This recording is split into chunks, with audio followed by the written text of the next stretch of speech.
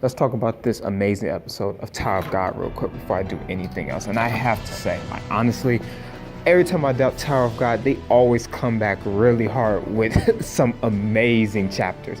So again, we just got another amazing chapter of Tower of God. And there's so many things I have to say about this. The first thing is, I'm really happy that we got to see a little bit of Jihad's power. We got to see a little bit of the future king of the entire tower. Like, I can't stress enough like how much of a treat this is, because I was always thinking we was going to see Jihad like in the later chapters, but we're seeing him right now. Even if he's a younger version, it's a treat for all of Tower of God fans. Like, this is the episode that we have been waiting for, and I'm just extremely happy about it. So obviously Bam like really gets beat, but Bam seems like he's conducting a plan to fight Jihad, so I really kind of like that.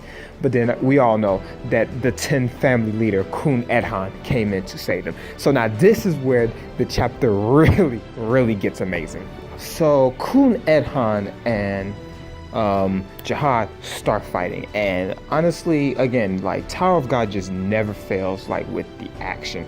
Even in like an animated like scene, you know, like even though it's not animated, like, Tower of God just never fails on the action. It kind of reminds me of a God of High School type of thing, where they just never fail on the action. And so like we just see these amazing, colorful, beautiful panels of just these two powerhouses just fighting with each other.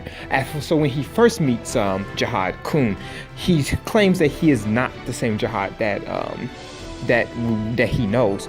It kind of brings this question: is this the real data of young Jihad, or maybe does he mean that he's changed differently from the Jihad that he used to know? Which could go either or, because there's still something with the with V and and Bam's father. So it can be either or. There's not enough details in it yet.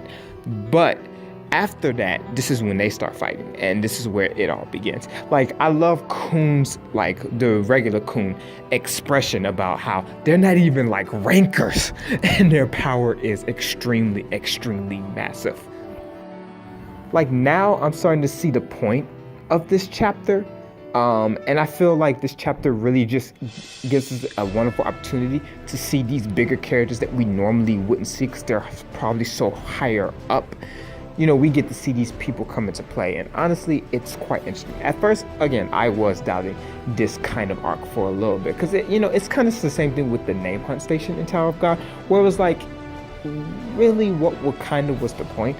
But again, as always, the author always clearly proves me wrong by just introducing these amazing concepts, these amazing characters, and these amazing fight scenes, and I just have to shut up and just enjoy it. Now, my biggest thing here that does concern me about the series is about Bam, because I don't know how powerful Bam is, or how powerful Bam is going to become. Like, I always knew that Bam was kind of like the strongest character in the entire series, and we're just seeing like his story about how he becomes the god of the tower.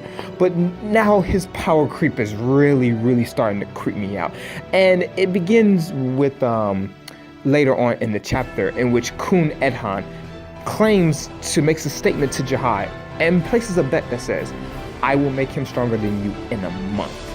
That's 1 month. He will be stronger than the future king of the tower. I was so hyped when I read this. Like, how is he going to be that strong? Like, and if he does get that strong, then what's going to happen if he gets the second power of the thorn? Will he be as strong as Orek Mazino? Like, what is going on? Jihad obviously is just laughing at this, but he does agree to the bet, and all we see at the end of the panel was, I will see you in a month.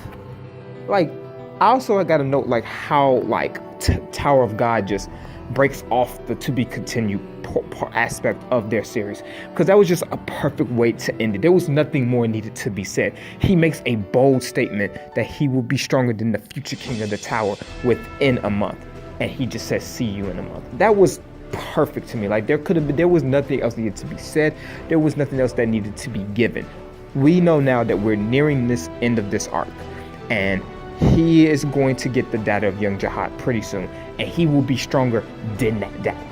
Like, I this whole episode was hype. Like, if you have not seen it yet, like, or you need to catch up now, because this was a rare treat to behold, and it's only going to get better. Like, the Tower of God has only gotten better from the first years that I've read it, so it's only going to get better from here.